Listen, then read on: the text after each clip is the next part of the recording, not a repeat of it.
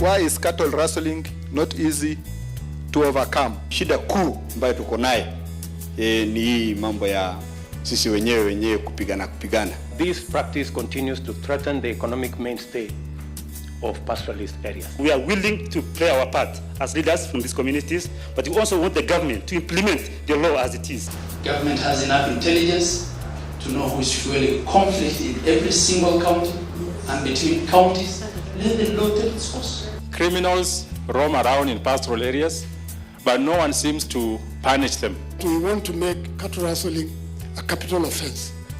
It may be that we guide our people to appreciate alternative investment beyond livestock.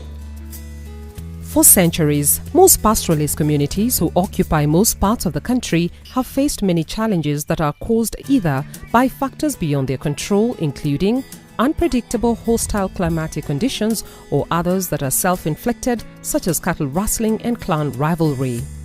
The result is persistent conflicts, which are now fueled by political boundaries and devolution, reported discovery of natural resources, and cattle rustling. Persistent drought conditions increases the strain to the already existing natural scarce resources, which leads to conflict as people fight for grazing and farmland rights. There is no better time to confront the challenges of pastoralist communities than now. When cattle is rustled at a particular point, the offended community or the community that is injured do not go and follow their cattle where they are. They go to the weakest point of the other community and get these animals. So the vicious circle goes. Now you have another injured party who also go. So we have to break that circle for us to overcome this issue.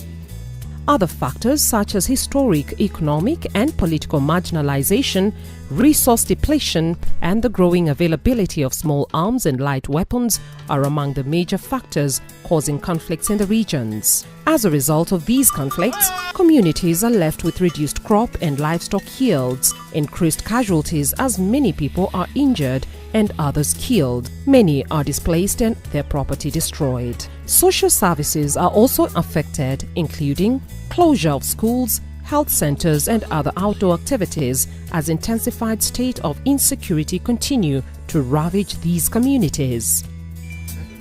Our communities must no longer bear with the sight and circumstance of cross-border conflicts among pastoralist communities. You'll be surprised that our biggest market is Chaparral. Despite all these problems, we get our produce from Chaparral. So why are we fighting? What is required now is the men and women who are prepared to take the bull by the horns. Beneath the facade of this region of economic potential, many families lack social amenities that are helpful to the general well-being of the populace. The development of this region is affected not only by its knowledge levels and attitudes, but also by a variety of social and environmental factors that are often beyond their control. However, under the new devolved system of government, leaders from pastoral areas say there are no more scapegoats for persistent conflicts and state of insecurity. We need to think about in this forum how we can come up with a new, innovative, creative way of policing, providing justice and securing pastoral areas, different from what perhaps exists in other parts of Kenya, because there are clear peculiarities in those areas which may not be addressed by the current situation. Insecurity in Kenya has not ended because there is no political goodwill to end the insecurity. Why? Because you people here, the elected leaders, even the county governments, county assembly and the national assembly, you sit together, you talk together, you eat together, you work together, but your people down there are suffering. Why? Kenya has the capacity, what we lack is the political will and the resolve to deal with it. The government also requires that holders of all illegal weapons must get them registered immediately. We want to register all the guns. If you got a gun, you register. If you don't register a gun, that will be an illegal gun. And therefore, later on, we will be able to know how many guns are in the civilian hands in this country. And later on, if your community misbehave, then we know where these guns are. And we just come and collect them. Further, the national government has formulated policies such as peace building, strengthening service delivery to ASL areas, promote inter-community peace building activities, and promote conflict sensitivity and inter-sector mainstreaming of conflict management. Let us try and do something because we can actually enforce it. But I think we really need to be a bit less conformist and be radical. You lose nothing, you are left by people.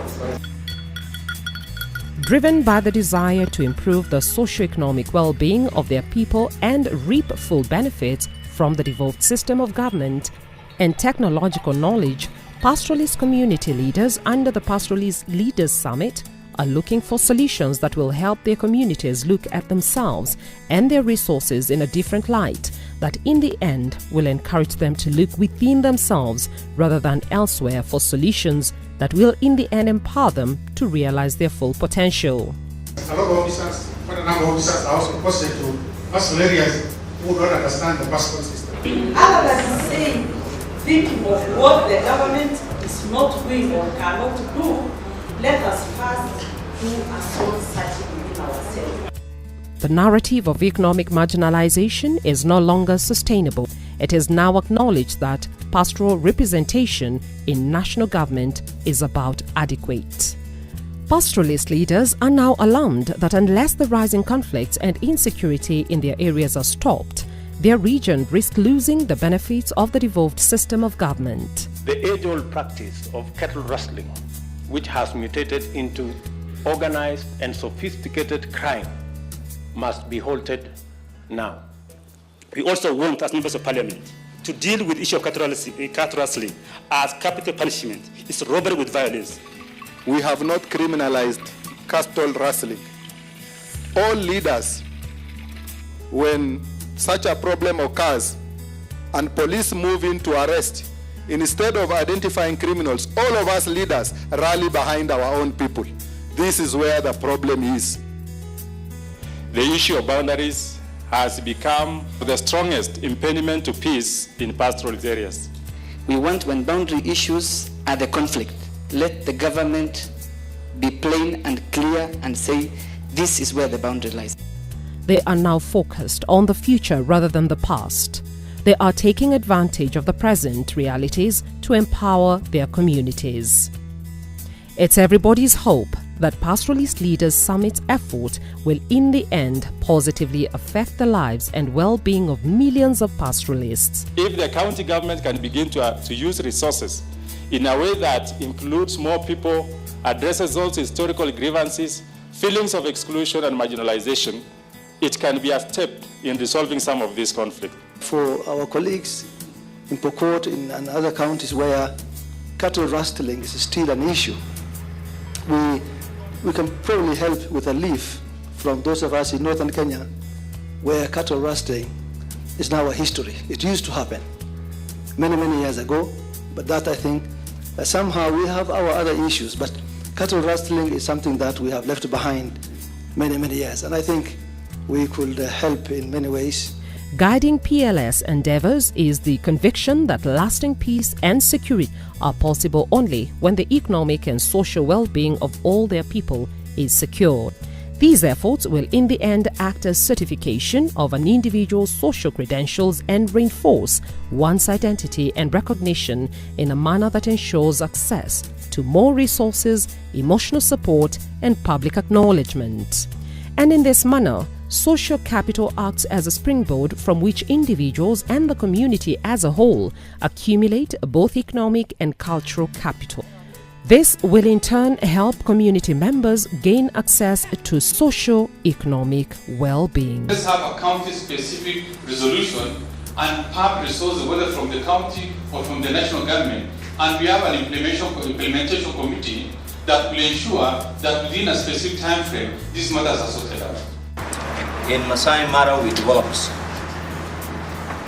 very elaborate resolutions that we are determined this time round to implement. There is a need to punish leaders who incite, who cause trouble. There is also a need for leaders to organize inter-county fora so that you can be able now to take responsibility, not just on your own county, but also in the neighboring counties.